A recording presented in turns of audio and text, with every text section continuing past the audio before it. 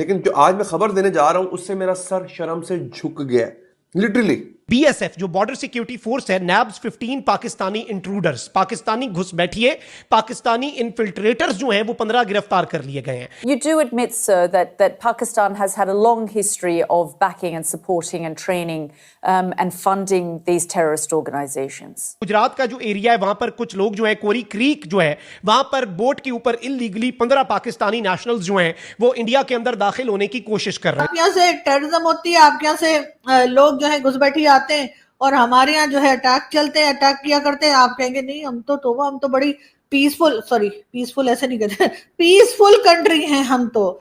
Well, we have been doing this dirty work for about 3 decades, you know. कहते हैं 30 साल जी हमने militants पाले पैसों की वजह से, जी हमें डॉलर मिल रहे थे और उसके बाद उन मिलिटेंट्स को पाल के हमने बड़ी गलती की। इस किस्म की बातें जो है वो हमारे डिफेंस मिनिस्टर साहब कह देते हैं। पाकिस्तान की सिक्योरिटी फोर्सेस दहशतगर्दों को एंटर करा रही थी। इंटरनेशनल एम्बैरेसमेंट ही एम्बैरेसमेंट है। मुझे लग रहा है कि मुझे पाकिस्तानी होने के नाते, यकीन जानिए मेरा दिल दुख रहा है बतौर पाकिस्तानी। अभी तक हम गधे बेच के चाइना को गुजारा कर रहे हैं, लेकिन बात सारी ये कि जो गधे हमारे यहाँ असल में घूम रहे हैं, चाहे वो पार्लियामेंट के अंदर हो चाहे वो पार्लियामेंट के बाहर हो। पुलवामा में जो कुछ हुआ और फिर उससे पहले वो बम्बई में जो कुछ हुआ, उसको तो हमने खुद तस्लीम भी किया कि हम यहाँ पे इस्लामाबाद में FIR दर्ज हैं। जय हिंद दोस्तों। पाकिस्तान अपनी हरकतों से कभी बाज ही नहीं आता। उसके कुत्ते की तरह टेढ़ी पूंछ कभी सीधी होती ही नहीं। उसने फिर से भारत में आतंकवादी घुसपैठिए भेज दिए, लेकिन सदा चौकन्नी भारत की फौज ने उन्हें सीमा पर ही गर्दन से पकड़कर धर दबोचा। तो मिलते हैं वीडियो के अंत में विस्तार से। साथ ही अगर आपको सही लगे तो हाइप, लाइक और सब्सक्राइब करके कमेंट करिए। जय हिंद। मीडिया जो है उसकी तरफ से एक बहुत बड़ा क्लेम सामने आया है और बीएसएफ जो कि भारत की बॉर्डर सिक्योरिटी फोर्स है, उसने यह दावा किया है कि 15 पाकिस्तानियों को गिरफ्तार कर लिया गया। यह बहुत बड़ी खबर है। अब इस सारी सूरत हाल में नाज़रीन किराम, अचानक से भारतीय मीडिया जो है उसने एक और खबर चला दी है। बीएसएफ जो बॉर्डर सिक्योरिटी फोर्स है, नैब्स 15 पाकिस्तानी इंट्रूडर्स, पाकिस्तानी घुसपैठिए, पाकिस्तानी इन्फिल्ट्रेटर्स जो हैं वो 15 गिरफ्तार कर लिए गए हैं।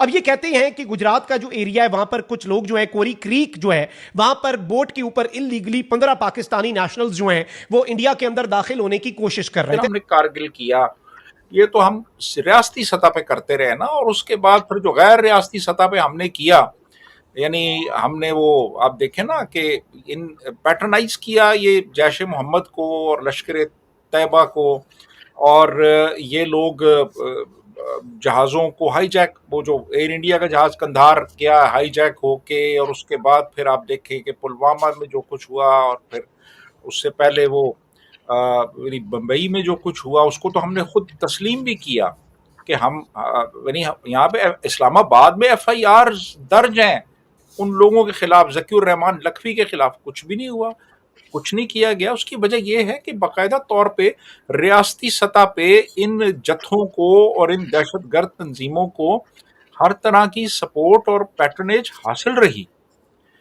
तो मेरा ख्याल है कि हमें एक बहुत रेडिकल चेंज लाने की ज़रूरत है अपनी पॉलिसीज़ में, पर्टिकुलरली जो इंडिया सेंट्रिक हैं, और दोबारा से यानी सोचने की ज़रूरत है कि यार हम क्या कर रहे हैं, किस तरफ जा रहे हैं, किन लोगों को हम पैटर्नाइज कर रहे हैं और उसका नतीजा क्या निकलेगा। एक नतीजा तो उसका निकल चुका है, ये आप देखें ना, ये जो इस वक्त TTP है, TTP की जो पैदाइश हुई है ये इसी किस्म के ग्रोहों में से हुई, और इसी किस्म के ग्रोहों ने फिर आज हमारी रियासत के लिए बहुत बड़े मसाइल खड़े कर दिए हैं। तो मेरा ख्याल है कि हमें तो पूरी अपनी जो पॉलिसी है और जो सोचने का अंदाज है और चीज़ों को देखने का अंदाज है, उसको तब्दील करने की ज़रूरत है इस वक्त। जी शकील। अच्छा चीमा साहब, आपने बात की कि FATF से हम निकले और सजाएं भी हुई। हाफिज सईद को सर किस जुर्म में सजा हुई? 31 साल भी हुई, फिर कहते हैं कि 12-13 साल की और सजा हुई, और वो किस जेल में सजा काट रहे हैं? क्या जुर्म क्या था उनका? पहले ये कहा जाता था कि जी अदालतें क्या करें, उनके खिलाफ तो एविडेंस ही नहीं मिलती, पहले वो रिहा हो जाते थे। लेकिन इसमें अब जब FATF का शिकंजा कसा गया तो फिर उनको सजा हो गई, और उसकी कोई डिटेल नहीं आई कि क्या किस जुर्म में सजा हुई, क्या टेरर फाइनेंसिंग कर रहे थे वो।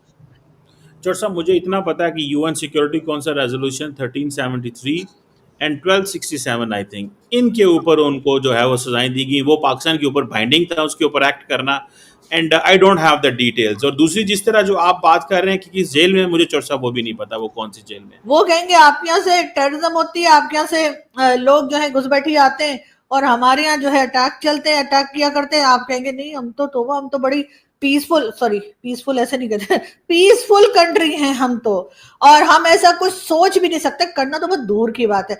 तो उसके बाद वो कहेंगे जी हाफिज सईद दे दो, मसूद अजहर दे दो, तो आप कहेंगे मसूद अजहर वो तो शायद अफगानिस्तान है, तो आप ऐसा करें आप अफगानिस्तान से जाके कांटेक्ट करें। और हाफिज सईद उसको तो हमने 31 ईयर्स के लिए हाउस अरेस्ट कर रखा है, वो अपने बड़े से घर में, अपने जिसे कहते हैं ना बड़े से अपने बंगले में जो है वो यहाँ वहां बेचारा बावला हुआ घूमता है, तो हम उसको लेकर करेंगे भी क्या। उसके बाद जी इसी तरह की बातें जब वो हमसे कहेंगे कि जी यहाँ पे आप लोग जो है वो कश्मीर साइड से जो लोग आते हैं घुसपैठिए, या कह लीजिए वो जो मैंने कहा ना बजरंगी भाईजान की तरह आते जाते उनको रोकिए, तो आप कहेंगे जी वो तो नॉन स्टेट एक्टर है, और जी वो तो स्टेट एक्टर नहीं है, उनको कैसे रोकें जी हम लोग। आप लोग ऐसा करें, आप जो है ना बलूचिस्तान में जो पैसे भेजना बंद कर दें, तो फिर वो आपसे कहेंगे अच्छा तो आप खालिस्तान वालों को सपोर्ट ना करें। आप कहेंगे नहीं खालिस्तान वालों को तो हम सपोर्ट नहीं करते, हाँ ये जरूर है हम उनके साथ खड़े हैं, और क्योंकि हम उनके साथ खड़े हैं इसीलिए उनका जो लीडर है पन्नू वो हमारे यहाँ आपको टॉप न्यूज चैनल्स पे बैठा दिखाई देता है। लेकिन उसके साथ हम ये कहते हैं हम दूसरे के मामलात में बिल्कुल जो है ना बिल्कुल इंटरफेयर नहीं करते, और वो भी हमारे मामलात में इंटरफेयर ना करे। लेकिन हाँ उन्होंने पाकिस्तान को तोड़ा था, उन्होंने जी बांग्लादेश बनाया था, लेकिन अब हम खालिस्तान बनाने में लगे हैं, इस बात को हम बिल्कुल नहीं मानेंगे। वैसे भी खालिस्तान कनाडा अमेरिका में बनना है, हमारा क्या लेना देना भैया, तो खामखा में मत घसीटो। तो इसी तरह की बातें मुझे लगता है कि इसहाक डार साहब करने वाले, लेकिन मोदी जी माने तब ना, तो मोदी जी के नखरे ना खत्म ही नहीं होते। और दूसरी तरफ हमारे जो डिफेंस मिनिस्टर साहब हैं इनको भी जरा प्लीज कंट्रोल करके रखा जाए। जा जाके बोल देते हैं 30 साल जी हमने मिलिटेंट्स पाले पैसों की वजह से, जी हमें डॉलर मिल रहे थे और उसके बाद उन मिलिटेंट्स को पाल के हमने बड़ी गलती की। इस किस्म की बातें जो है वो हमारे डिफेंस मिनिस्टर साहब कह देते हैं, और बाद में लोगों को समझा के कि नहीं वो कुछ और कह रहे थे, वो कोई और बात कर रहे थे, ऐसे करके बड़ा मुश्किल से जो है कंट्रोल में हम लोगों को लाते। तो दोस्तों दुनिया में कुछ ऐसे भी लोग होते हैं जो चाहे कुछ भी हो जाए अपना चरित्र कभी नहीं बदल सकते। उनमें सबसे अव्वल नंबर पर है पाकिस्तान। पिछले 2-3 महीनों में इतना सब कुछ हो गया, फिर भी पाकिस्तान अपनी बदनीयती का काम बंद नहीं कर रहा है। उसने फिर से भेज दिया 15 आतंकवादी भारत की जमीन में घुसपैठ करके आतंक फैलाने के लिए। लेकिन सदा मुस्तैद हमारी सेना के जाबाज जवानों ने उन्हें सीमा पर ही भगा कर घसीट कर धर दबोचा। ये घटना घटी है गुजरात के कच्छ में कोरी क्रिक क्षेत्र की सीमा पर। गश्त लगाती भारत की सेना ने रंगे हाथों इन 15 पाकिस्तानी आतंकवादियों को घेर कर पकड़ लिया और एक बहुत बड़ी पाकिस्तानी आतंकी कार्रवाई को नाकाम कर दिया है। सेना के प्रवक्ता के अनुसार ये सारे पाकिस्तानी घुसपैठिए रात के अंधेरे में भारतीय सीमा में प्रवेश के कोशिश में लगे थे, लेकिन हमारी सेना के सतर्क नजरों से वो बचकर निकल नहीं पाए और मौके पर ही उन्हें गिरफ्तार कर लिया गया। अभी उनसे कड़ाई से पूछताछ जारी है ताकि ये पता लगाया जा सके कि भारत में घुसपैठ करने का उनका तथा पाकिस्तान का असली मकसद क्या था। साथ ही उनके बारे में ये भी जानने की कोशिश की जा रही है कि उनका संबंध किस तरह के आतंकी संगठन से है तथा पाकिस्तान के किस इलाके से वो ताल्लुक रखते हैं। दोस्तों पाकिस्तान का ये दोगला खेल चलता ही रहता है। एक तरफ वो भारत से बातचीत करने की भीख मांग रहा होता है, दूसरी तरफ अपने आतंकवादियों को भारत में घुसपैठ करवाकर भारत में गड़बड़ियां फैलाने की कोशिश करता रहता है। इसलिए भारत की एक ही नीति है, इनसे बातचीत करना ही नहीं है। ये सिर्फ डंडे का जोर समझते हैं, इनको डंडे से ही समझाया जाएगा। तो मिलते हैं अगली वीडियो में, तब तक जय हिंद जय भारत।